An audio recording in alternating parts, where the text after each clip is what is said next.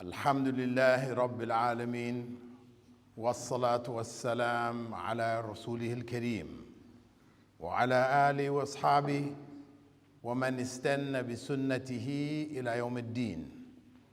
All praise is due to Allah, and may Allah's peace and blessings be on the last Prophet Muhammad sallallahu alayhi wasallam, and on all those who follow the path of righteousness until the last day.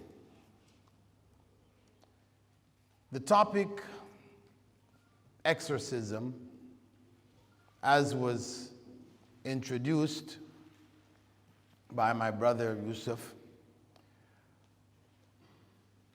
is one which I personally had difficulty finding out the reality. As a student in Medina, we heard about it. In Riyadh, I heard about it in the 80s. Even movies were being made about it from the Western perspective. But the reality of it with regards to Islamic teachings, I was unclear. I heard stories from Muslim communities, but it was all a vague conglomeration of practices, ideas, etc. And because of that, I chose to do the topic of my PhD research on the exorcist tradition in Islam, with the intention of creating a document which would remain as a definitive presentation of the authentic Islamic view on exorcism. Connected to that, of course, was the jinn world. And consequently, the beginning of the thesis, I looked at in the beginning the world of the human spirit, human soul. I looked at the world of the angels and the world of the jinn. Because in human tradition around the world,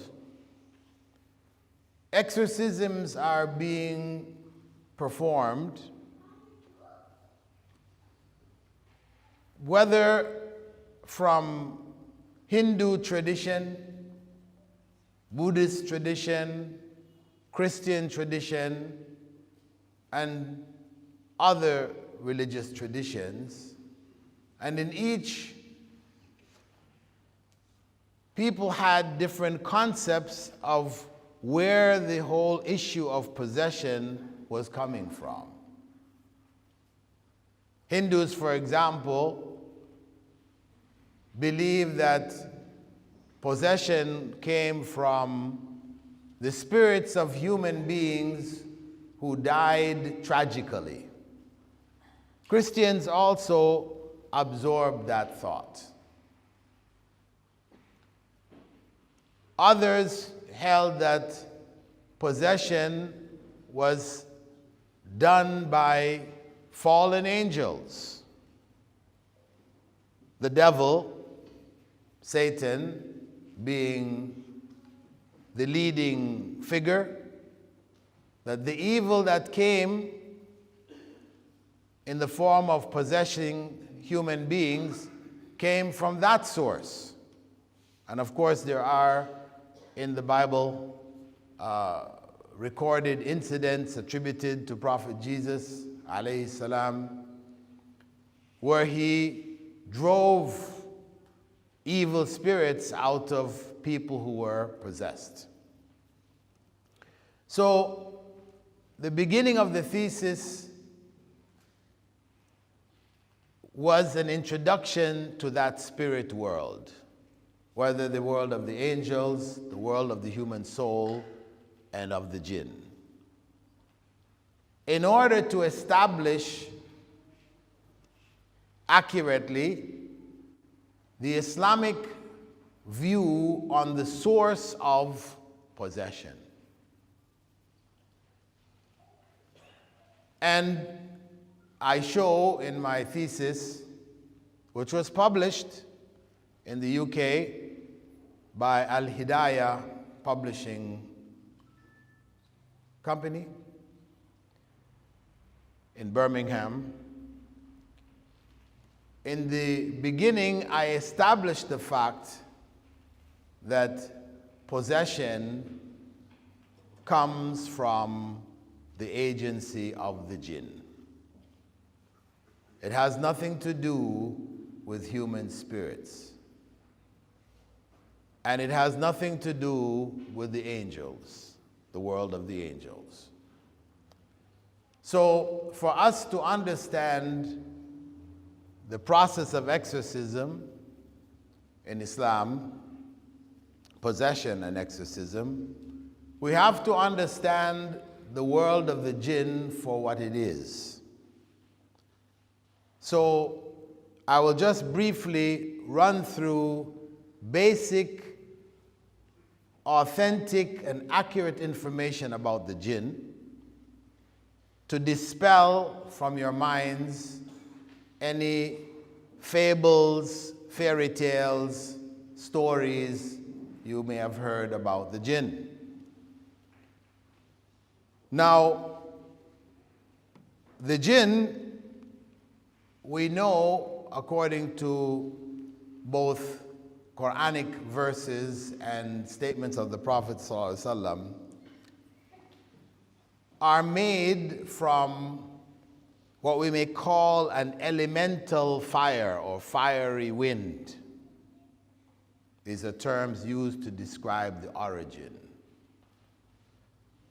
Not that they are themselves fire, but that is their origin.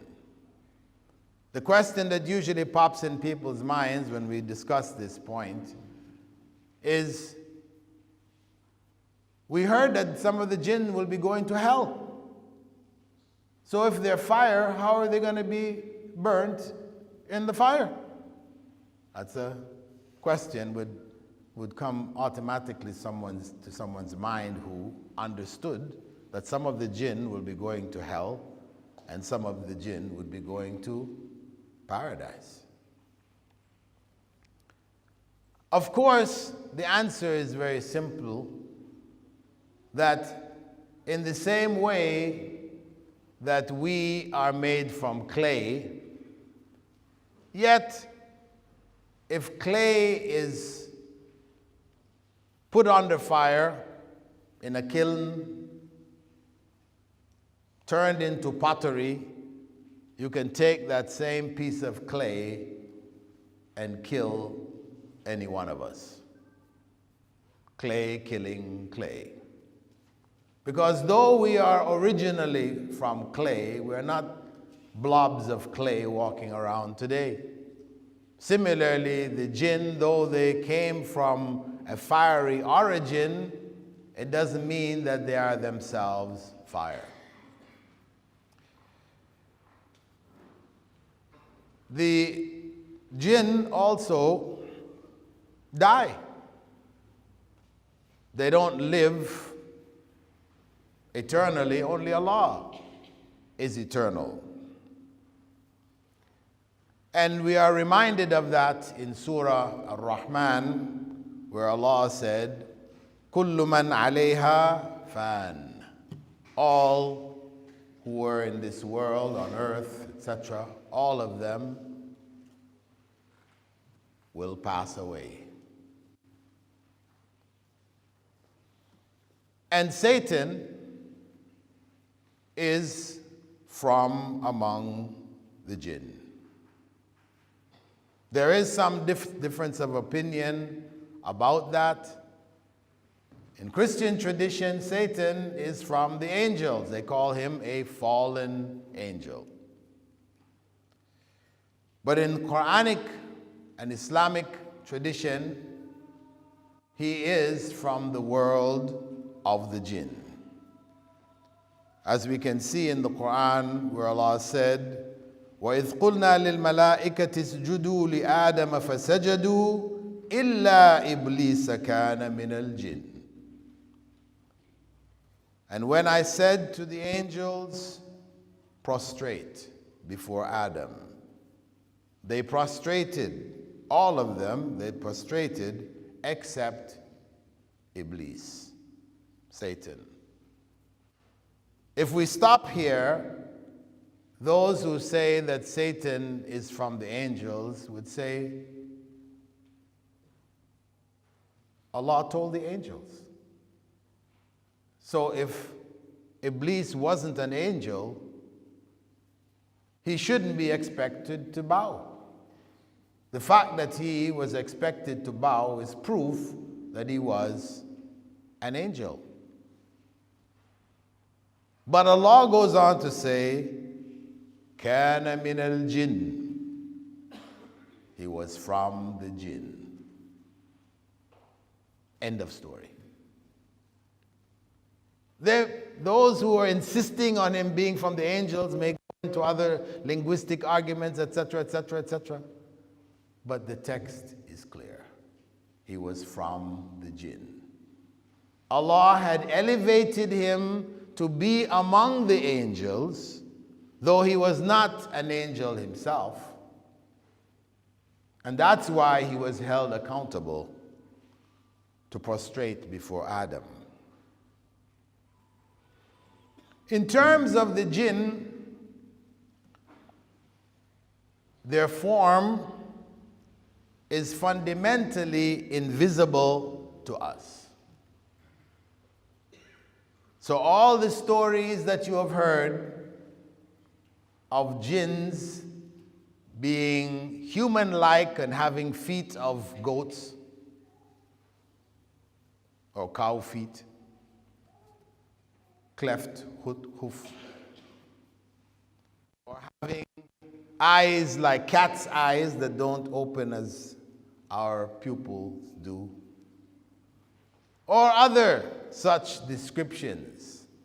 And there are many fairy tales about this that I've come across. When I was doing my research, I went to countries, Muslim countries and Muslim minority countries, etc. I didn't make it here to South Africa, but I'm sure it's the same stories. I heard all kinds of fairy tales. But reality is that the jinn are invisible to human beings. In their natural form, they are invisible to us. We cannot see them. When the Prophet ﷺ was greeted and met with groups of the jinn, the Sahaba couldn't see anything. They were invisible.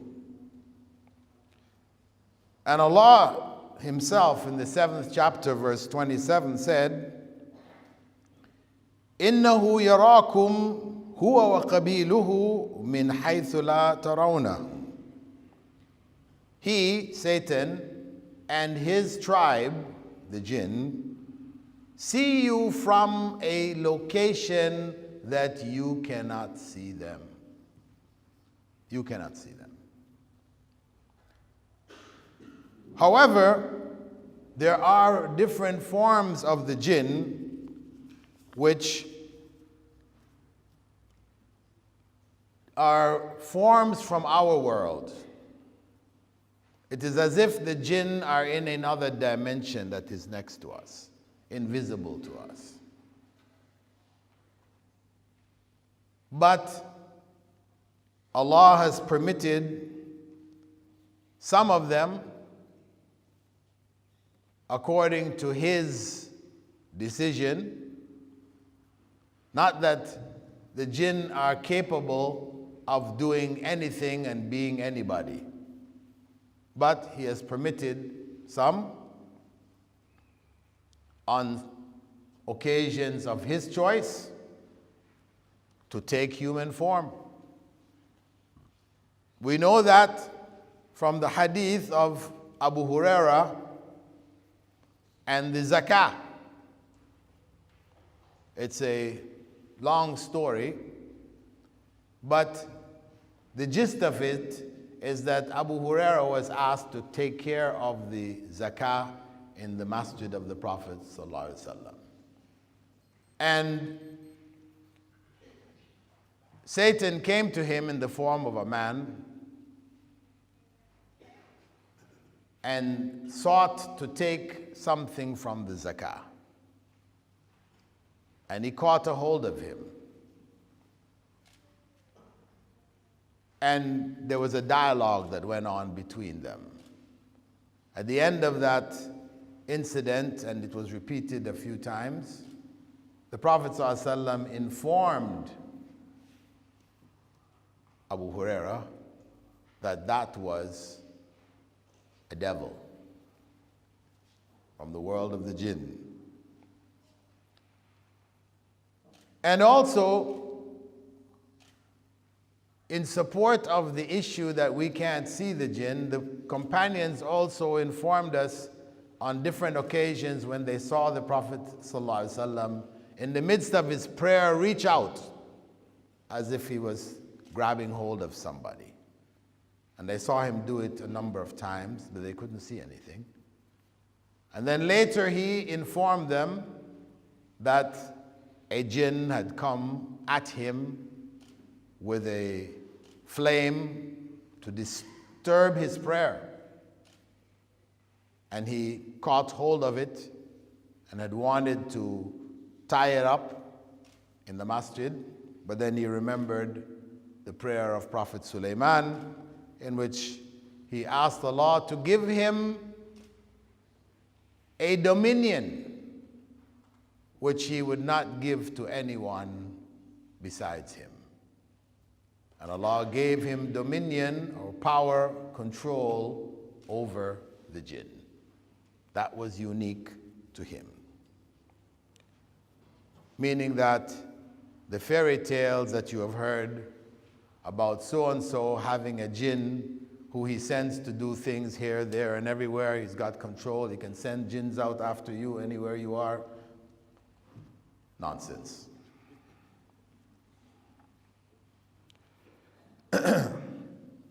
In terms of the categories of the jinn, there are three basic categories according to the Prophet ﷺ.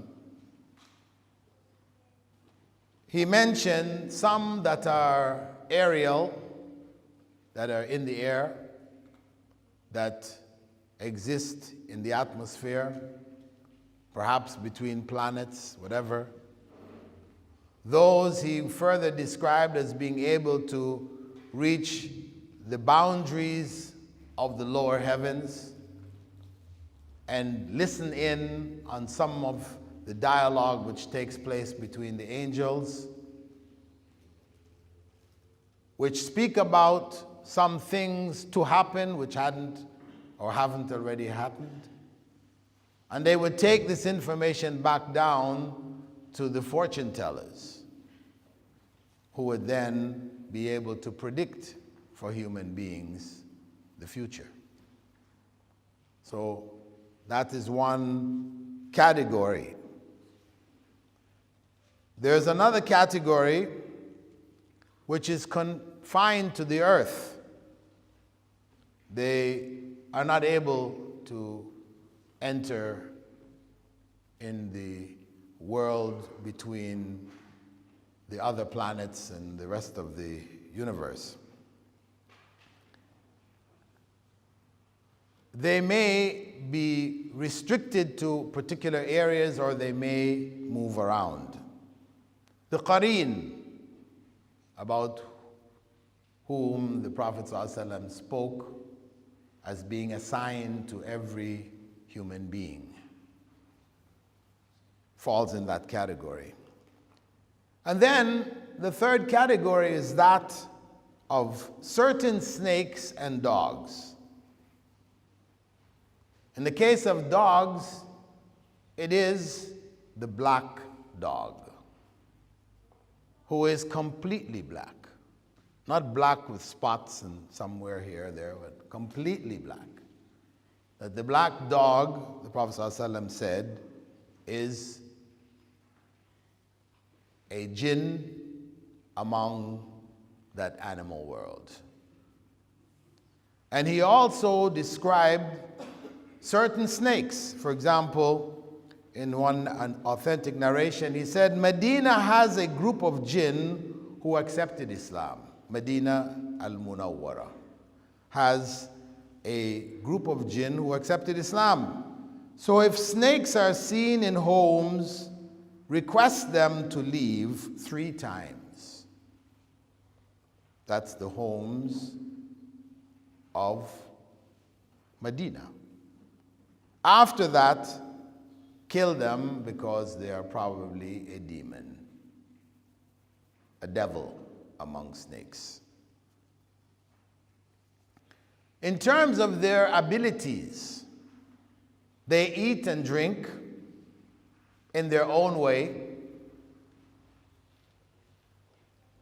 And the Muslims among them, those who came to the Prophet Muhammad ﷺ and had accepted Islam and listened to the Quran from him, he informed them that the bones on which Allah's name was mentioned when the time of slaughter, the time of eating, that the flesh in the other dimension, which would be visible to the jinn and invisible to us, it looks like a bone. There's nothing there. You've eaten everything on the bone. Our eyes cannot see what the jinn are able to see that remains of meat from that world on the bones. So the Prophet ﷺ had told them that any bones, animal bones we're talking about, on which Allah's name was mentioned at the time of eating and slaughter, this would be for the believers from that world. And for their animals, the animals of the jinn, the dung of the animals of this world would be their source of food. Now, I know some of you are wondering, okay, what do the animals of the jinn world look like? And you might have heard stories. Again, all of them are bunk. Nonsense. We have no idea of what the animals of the jinn world look like. Were it important, Allah would have informed us through His messenger. So it's not important. Just leave that question. Put it out of your head. Irrelevant. Okay. You're never going to see them.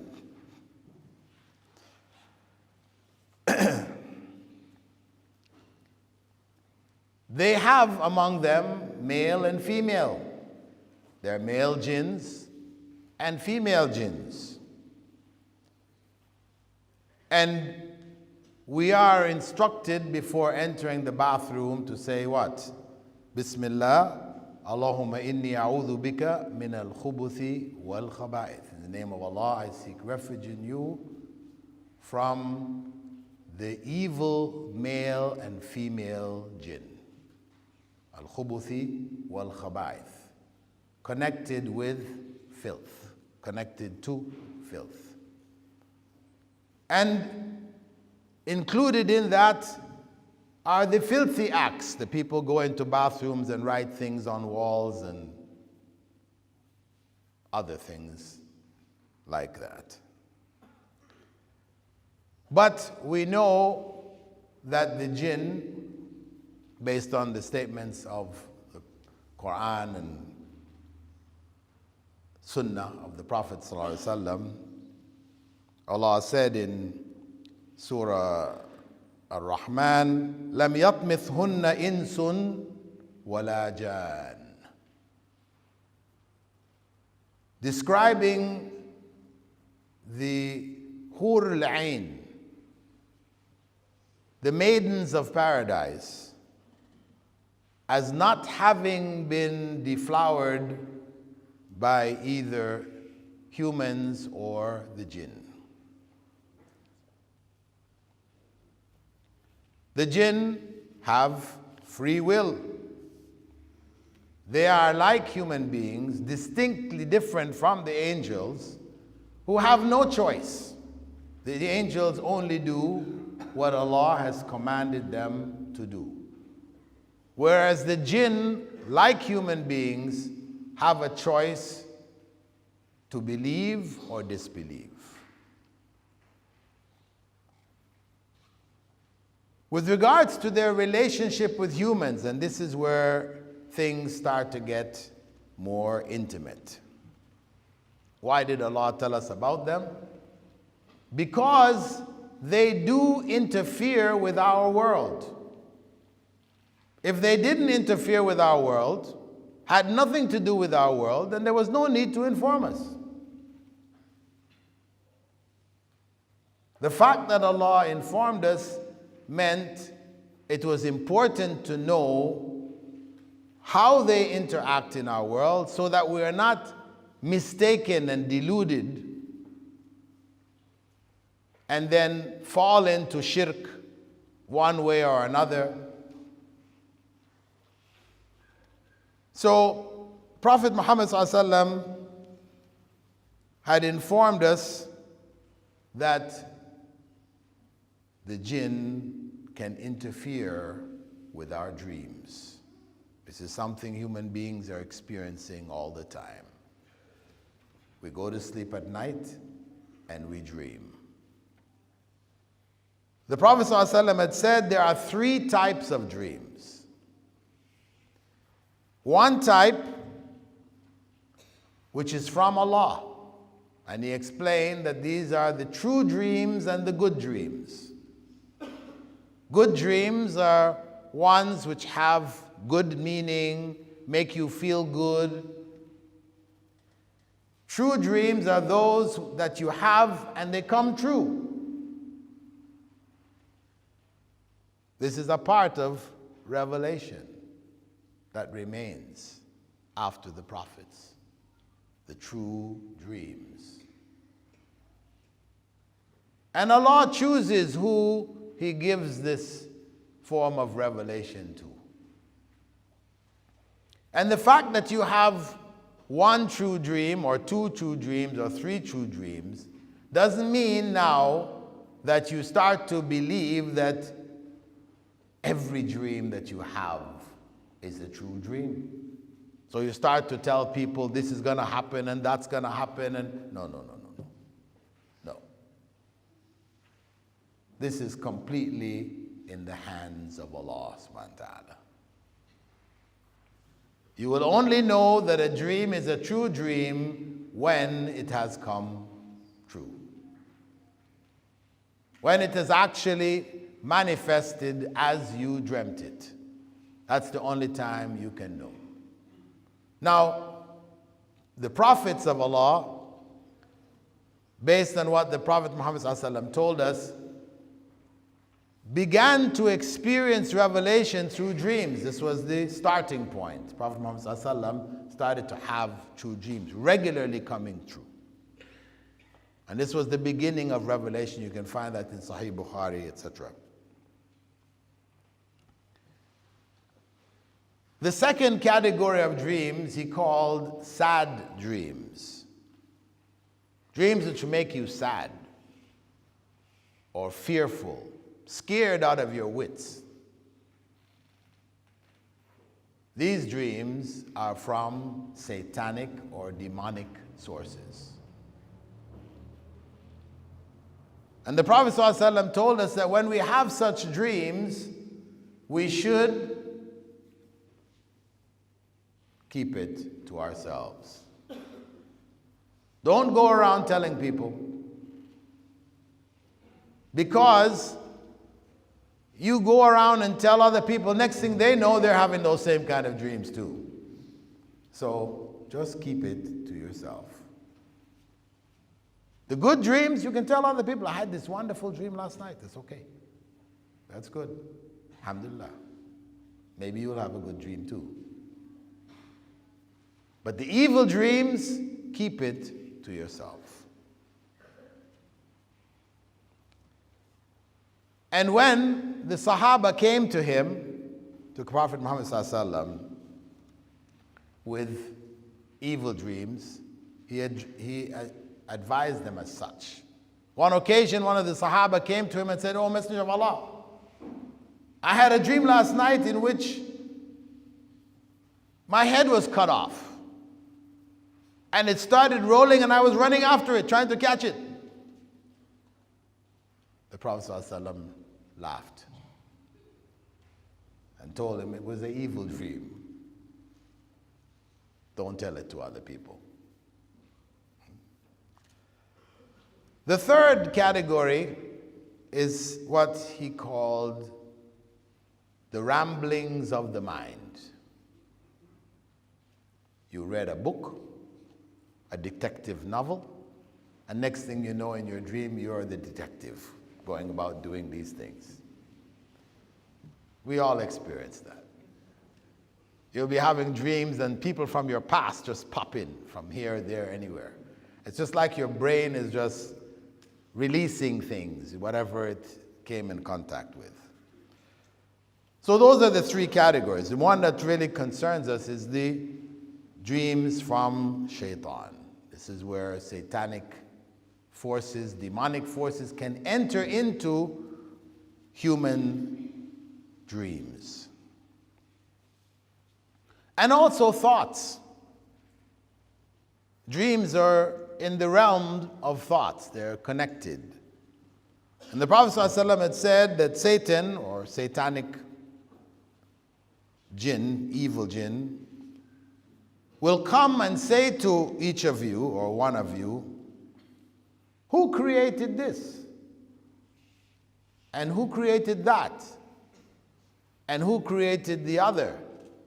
And then, and who created Allah? Taking you down a road. And of course, when that question, who created Allah, comes, your brain goes, you know. Prophet ﷺ said, seek refuge in Allah. When that comes, when that happens, you seek refuge in Allah. Remove it from your mind. Of course, if your child says to you, because you've told him or her, Allah created the trees, Allah created the seas, Allah created the earth, He created, and they say, oh, and who created Allah? Don't say, A'udhu Billah.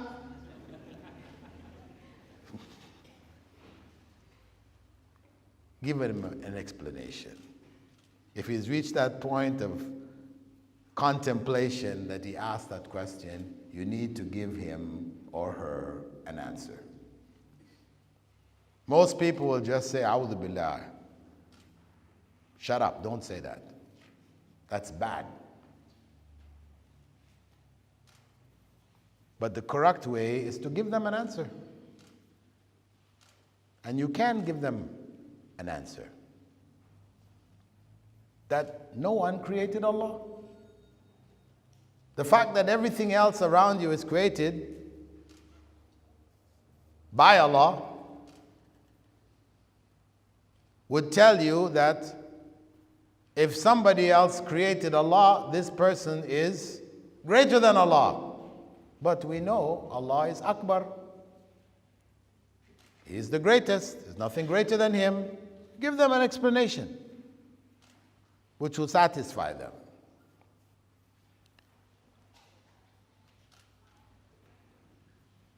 We know that the jinn, in spite of being in that other world, some of them are able to enter our homes. And in particularly the homes in which we don't remember Allah while entering the home, and may participate in our meals when we don't say Bismillah before them.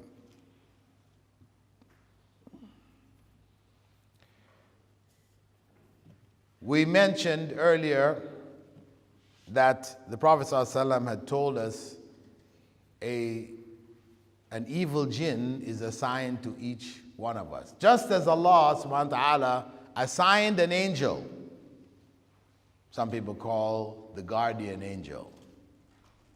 An angel is assigned to each and every one of us, which inspires us, suggests to us to do good.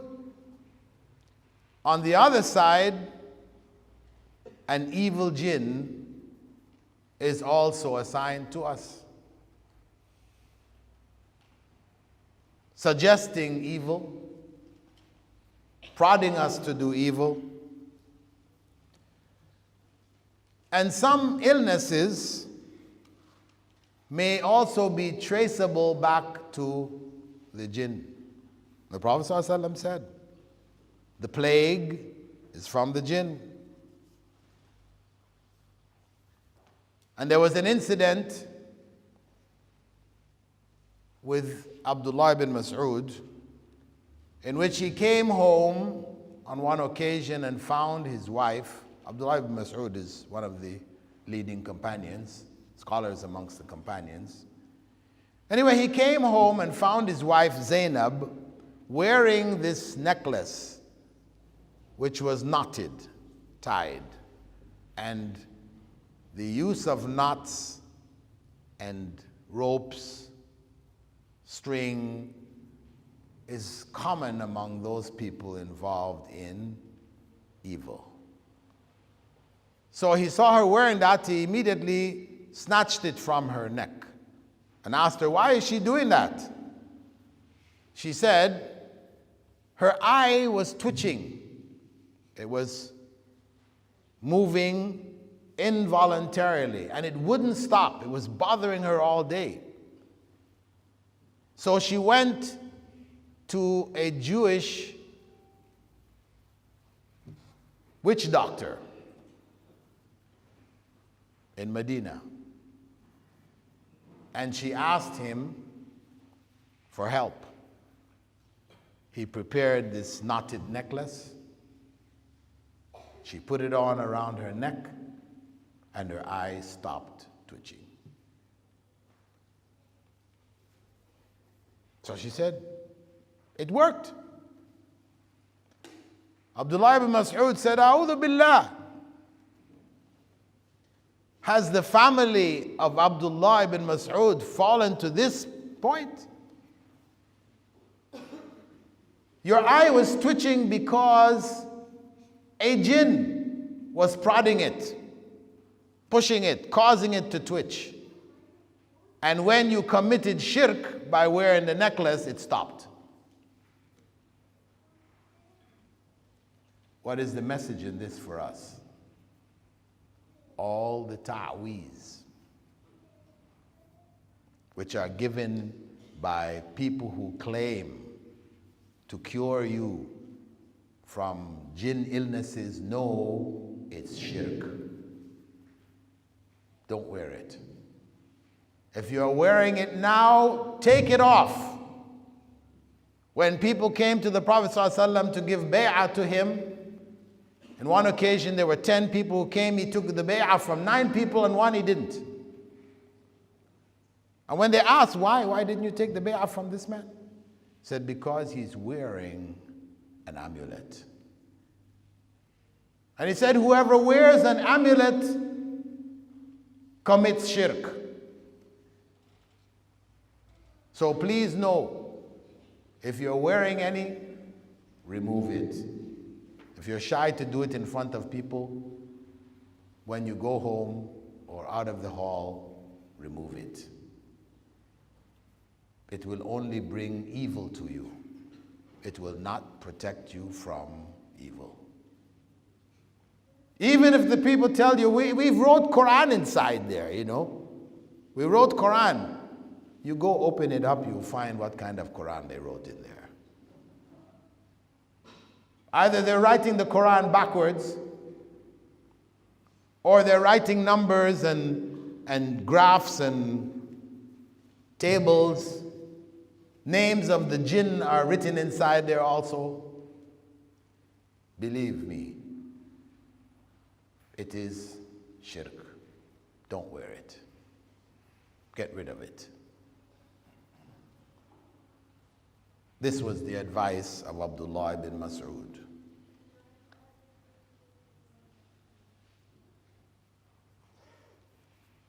Also, the jinn interfere in our world at the time of our death. That is the time of weakness, the time of our birth. They seek to interfere. And that's why we will learn that the Prophet ﷺ would call the adhan, the time of birth. He did so for Al-Hasan ibn Ali. At the time of death, he taught us the dua, Allahumma inni a'udhu bika an yatakhabbatani ash-shaytanu 'inda al-maut. O Allah, I seek refuge in you that Satan does not cause me to stumble at the time of my dying.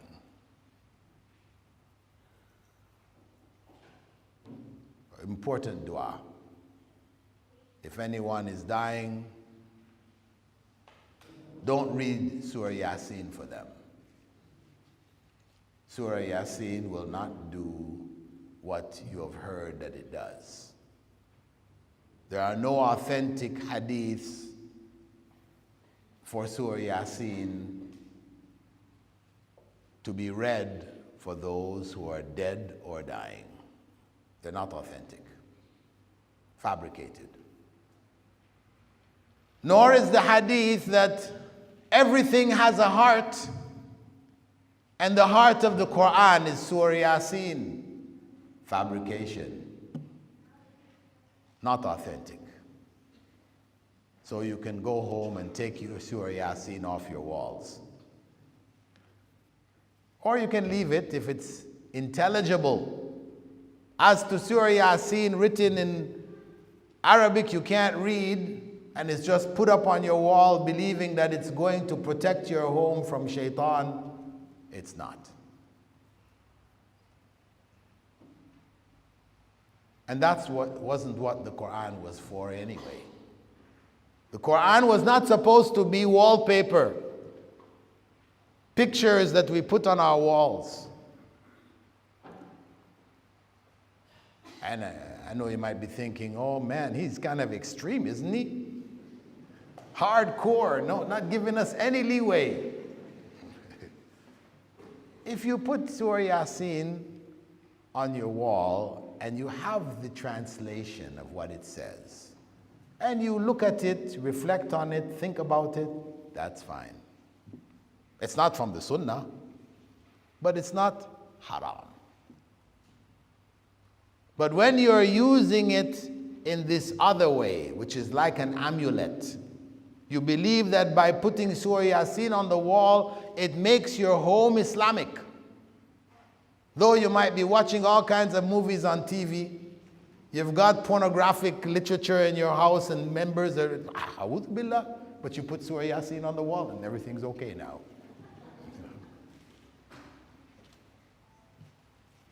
This is the point. We have to be real. The deen, the Islam is real. It's not a game.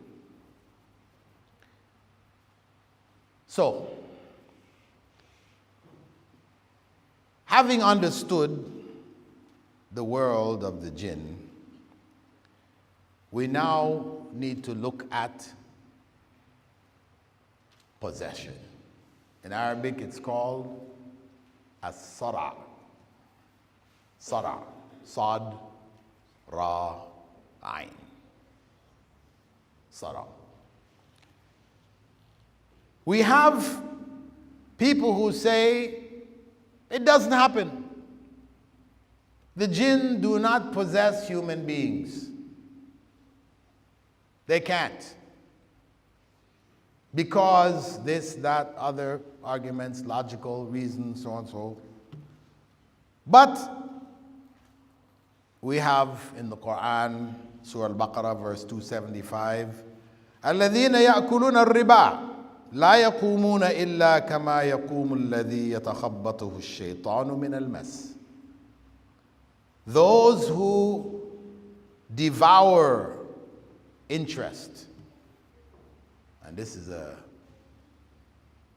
reminder for all of us who have money in the bank, collecting interest. Those who devour interest, who consume interest, who eat this filth, they will not get up, except like one who has been knocked down by Satan from his contact with them, coming in contact with them. And we have authentic hadith, like the hadith of Ya'la ibn Murrah, where the Prophet Muhammad ﷺ was on a journey and he passed by a woman at the side of the road holding a child in her hands. And she approached the Prophet ﷺ and told him that every day this child was suffering from fits, convulsions. And it has been repeating itself for some time now.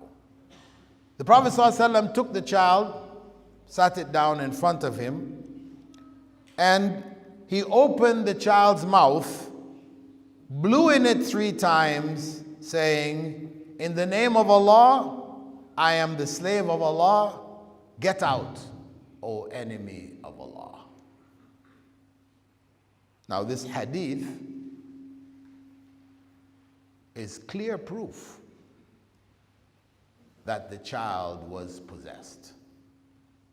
If we say no, the child wasn't possessed, then who was Rasulullah sallallahu alaihi wasallam talking to? The child? This is clear evidence.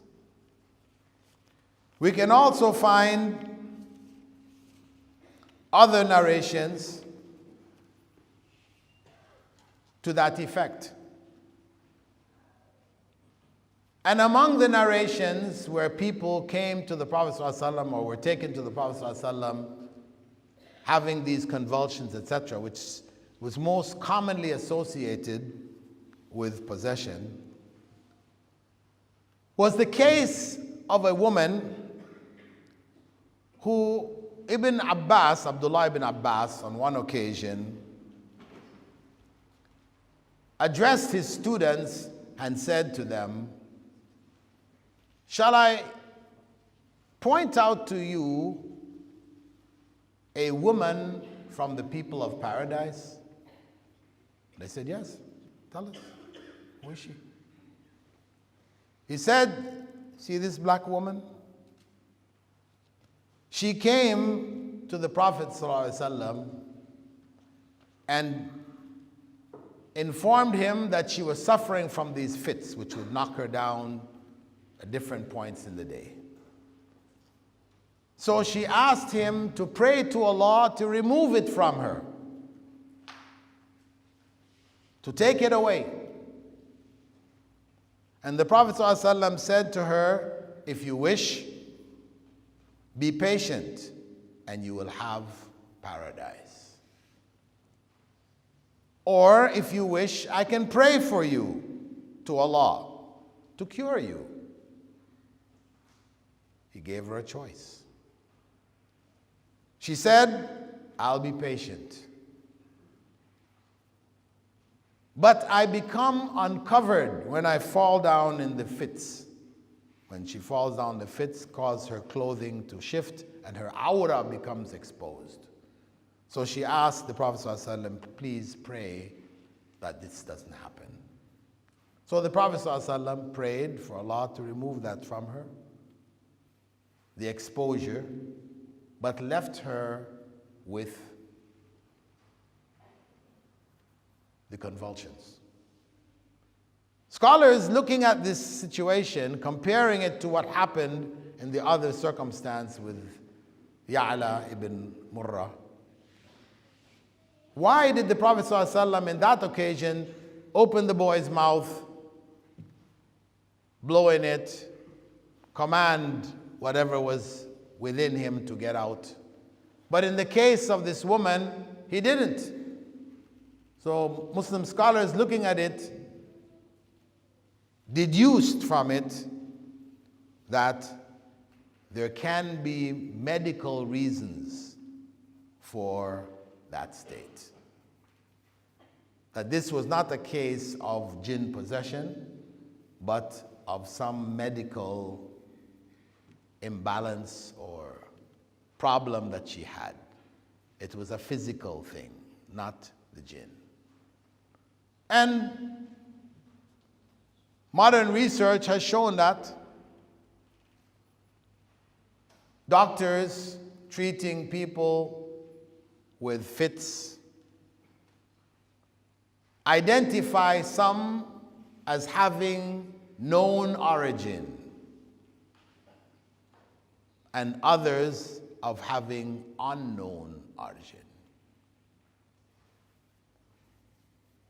And those with the unknown origin have been successfully treated by Muslim scholars who read, recite, etc. for them, and it goes away. Where modern science is confronted with that, they can only say, we have no idea as to what went on. Our medicines couldn't cure that individual. We tried everything. Many cases like that. I've seen it with my own eyes. Medicines make their situation worse. But ruqya, proper Quranic, hadithic recitations cured them, brought them back to normalcy.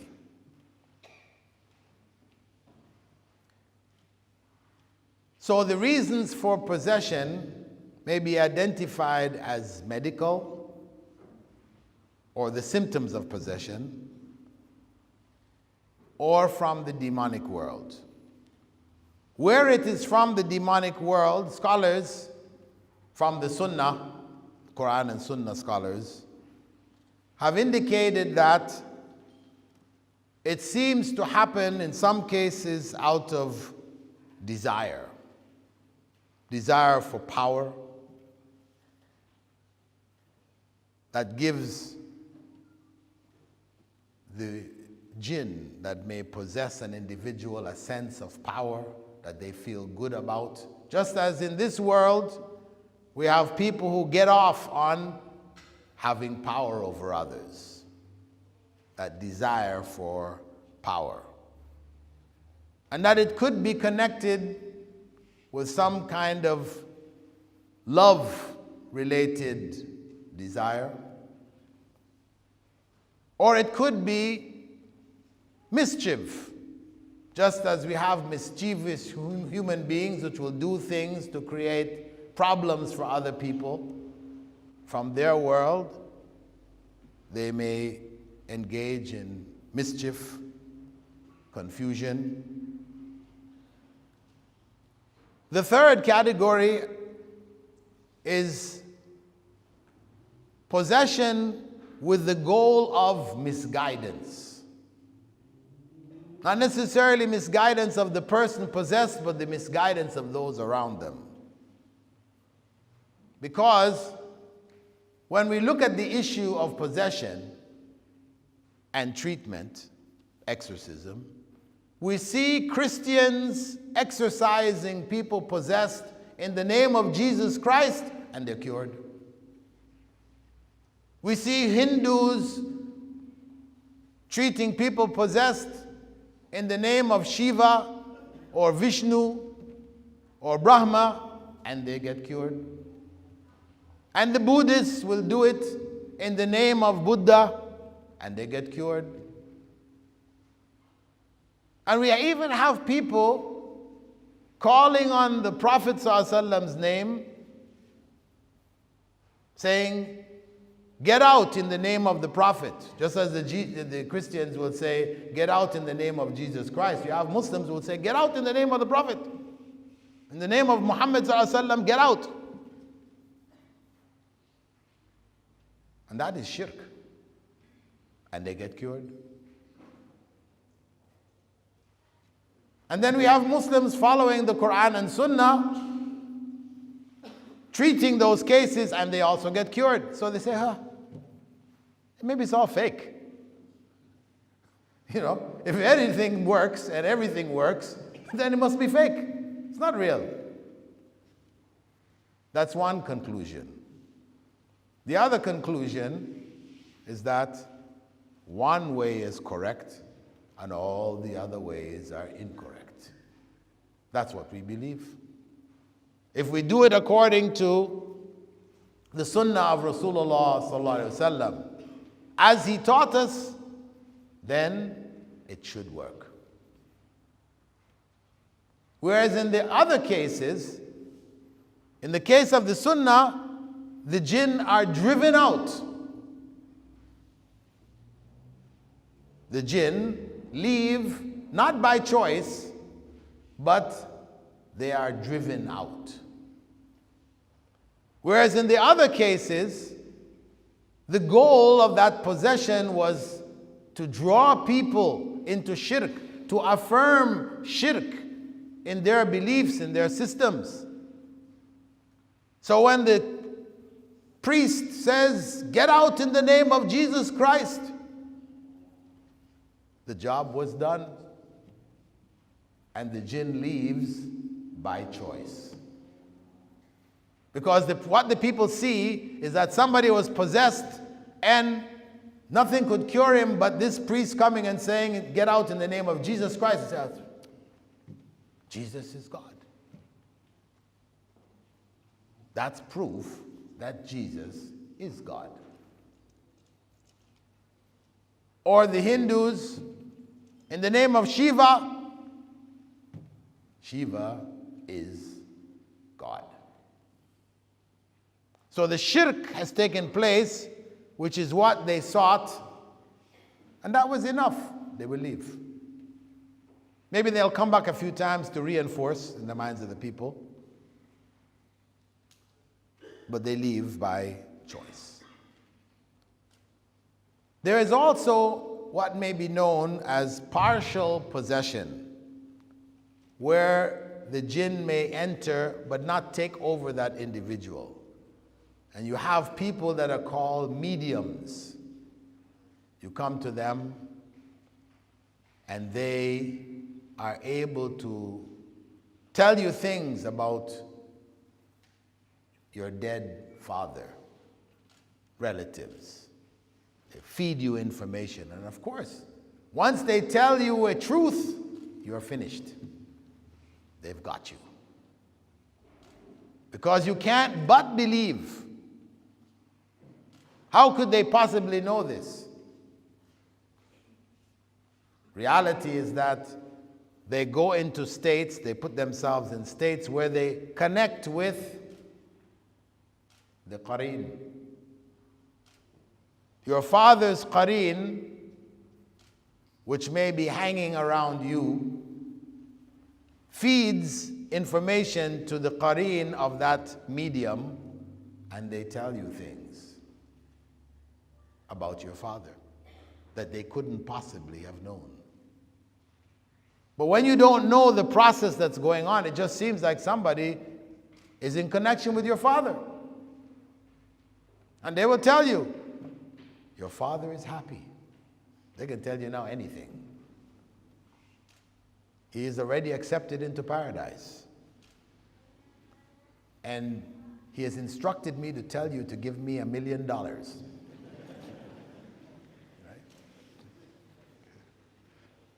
He set you up.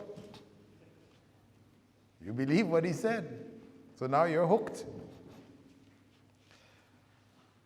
We also know that objects may be possessed. I don't know if you are aware, but back in the 90s, around 1995, 96, something like that, a phenomenon happened around the world. The Hindus, who normally in their puja, their rites of worship, they pour milk on their idols. So, on one day, when they were pouring milk, those who were worshiping Ganesh, Ganesh is the elephant head god, the god of good luck for them, Ganesh. And how that god got an elephant's head is funny. Read about it and get a laugh. But this elephant head god, they were pouring milk on its head and that, and they started to notice that the milk was going in the mouth of Ganesh. So they started pouring right in the mouth, and mouth wasn't moving, but it was just absorbing the milk. It happened across India. It happened in the temples in the UK and in the US. One day. Of course, scientists tried to explain that the Ganesh statues, which were made from stone, they had gaps and bubbles that caused what they call capillary action, and it was absorbing the milk. But some of these statues were made from metal. That couldn't explain it. So that possession of Ganesh idols across the world, that was enough to convince people our worship of Ganesh is right. It's real. It affirmed their shirk, locked them into misguidance. And we have a similar story in the case of Prophet Musa and his people when he went to receive the Torah from Allah. He went up on the mountain. After he left, a Samiri, and who was a Samiri? Allah knows best. If we needed to know who he was, the Prophet ﷺ would have told us. So all the fairy tales you heard about a Samiri, put them aside. But he was an evil individual, whatever he was, whoever he was. He called the people to gather their gold. He melted it down, and according to him, he threw some dust from the footprint of an angel in the mix. And from that mix, a calf, a golden calf, appeared. And he told the people, Moses' people, you don't have to wait until Moses comes back, Prophet Musa alayhi salam. You don't have to wait till he comes back. Here is the God of Musa right here. Right here, that golden calf. You're looking at this calf. Oh, I don't think so. Then what happened? The calf said, moo. They all dropped down. That was it. Finished. That was it. How did that happen? The jinn possessing the calf, saying moo. When we consider possession, also, we have to know that magic falls into the realm. Its sources are from the jinn, and its practice is kufr. Allah said it very clearly in the Quran, وَلَكِنَّ الشَّيَاطِينَ كَفَرُوا يُعَلِّمُونَ النَّاسَ السِّحْرَ. Teaching magic or practicing magic is kufr. And this doesn't mean if somebody does a little hand trick and pulls a coin from behind your ear, you say, kafir. No. It doesn't mean every little trick that somebody might do. These are just, sleight of hands. But when they're engaged in real magic, and there is real magic, then to do so involves kufr.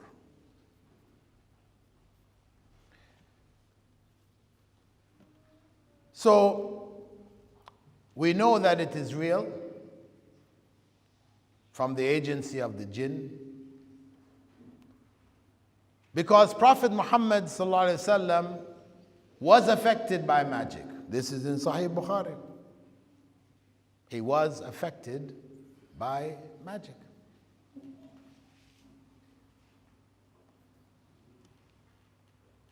And particular verses were revealed,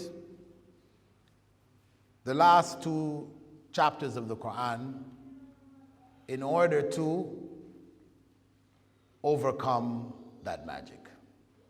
They're known as the Mu'awwadhatain or Mu'awwadhatan.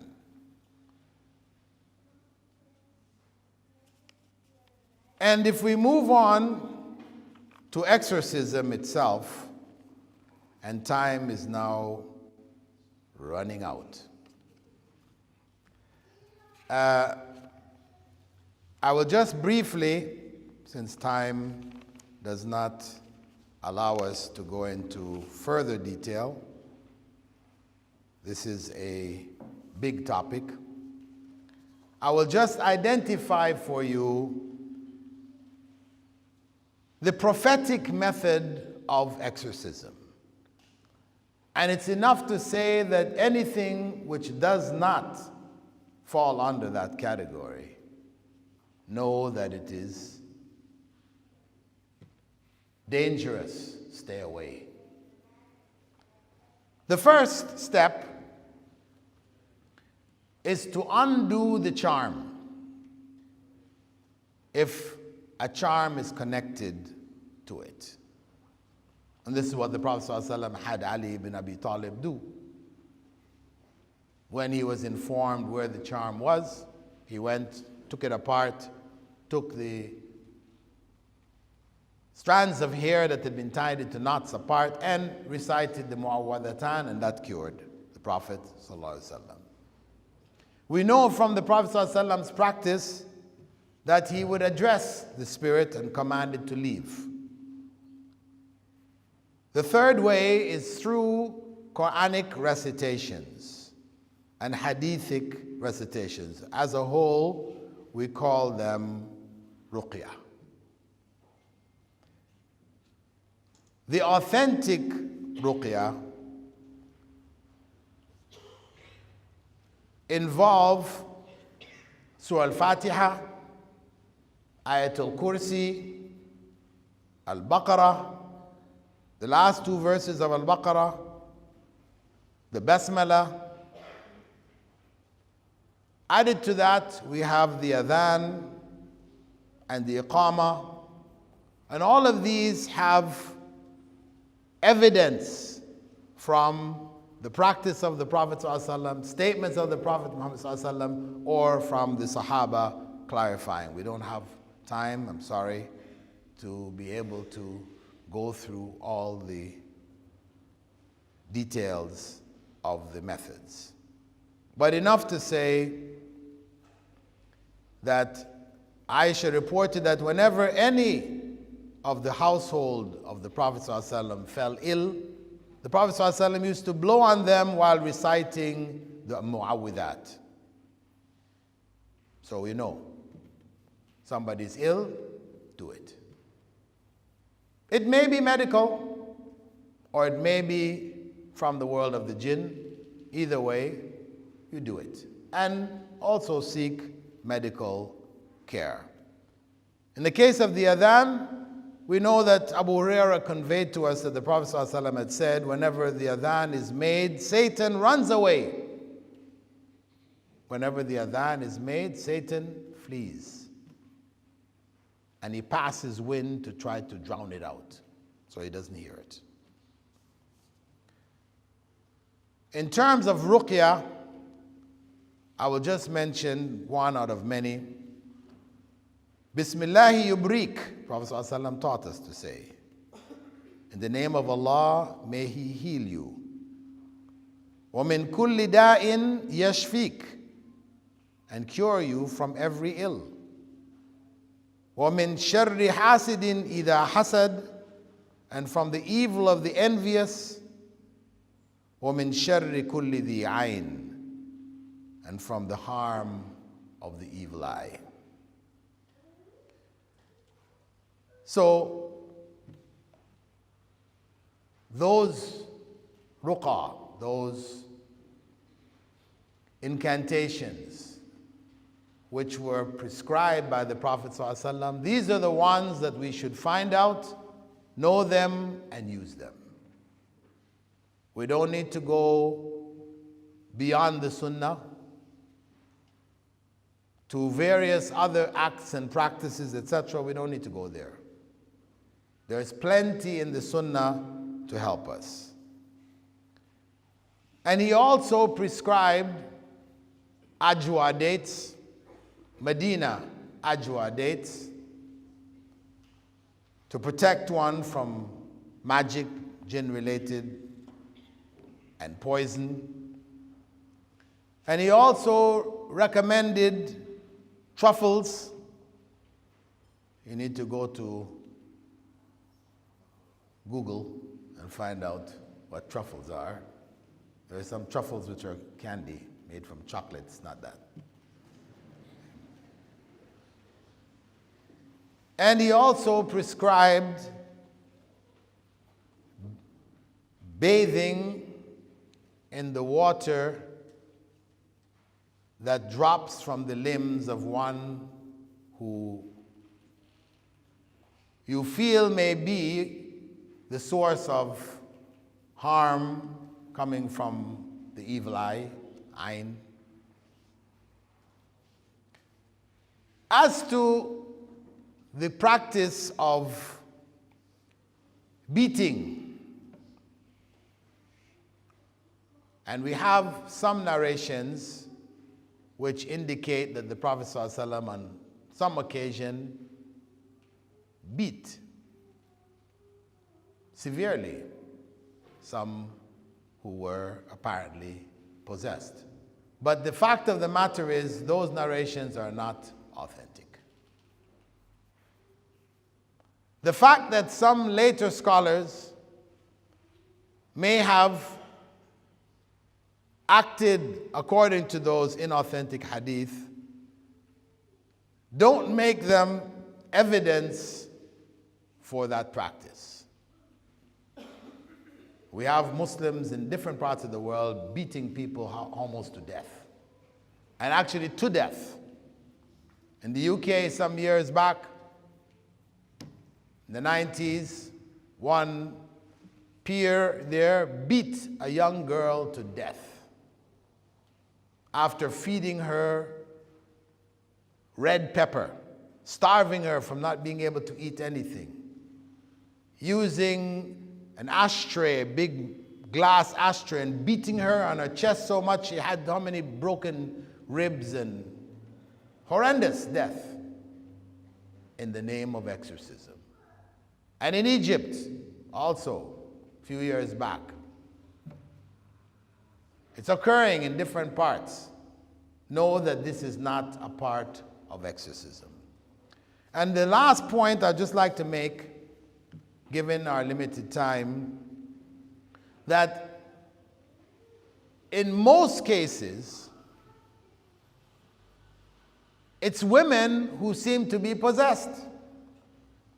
Some men get possessed, but it seems like it's very rampant amongst women. Right? This is all over the world like this. And from my research with those people involved in exorcism, and please note that I'm not an expert on the subject. I'm not an exorcist. So please don't try to get my phone number and call me to help out, okay? I just did an academic research. I observed, I made notes, I wrote a thesis.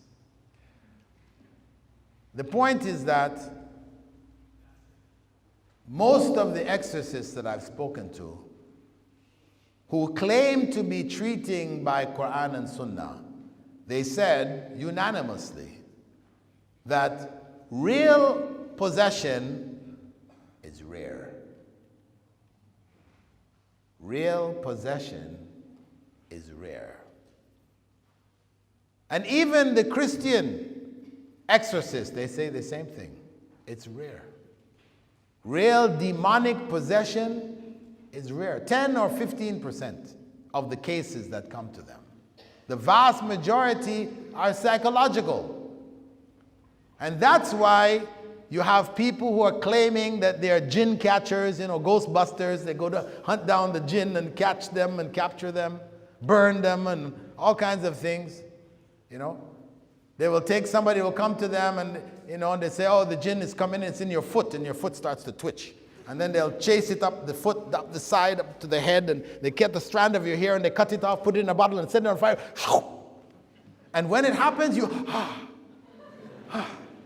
feel it. You feel that something has gone. Psychological. This is psychological. It's not real. Auto-suggestion. People fall for this all the time. It's not real. But the big danger, as I said, because so many of those who are afflicted or appear to be afflicted are from women, is abuse. Because you have charlatans, quacks, etc., who claim that they are this and that and have these powers and that powers, and then women come to them and then they abuse them. Then they abuse them. So any of these people who claim to be treating you and they're putting their hands on you, no, this is abuse. Because the Prophet ﷺ had said, for a man to touch a woman who he can marry, it would be better for him to have an iron spike driven in his head. So don't accept physical, sexual abuse in the name of exorcism. Women fall prey to this all over the world. So this is a warning. You husbands, relatives, you make sure you're present whenever anything is being done. And if you see anything funny, stop it right away. Get out of there and get as far away from those individuals as possible. Barakallahu feekum. I will stop here. We'll give you a chance to ask some questions if we have any time. This is a big topic. I'm sorry. I did what I could, and hopefully, inshallah, you have received some clarity, because that's what the idea is. It's not about trying to set up shop. Start a new business in Cape Town. Inshallah.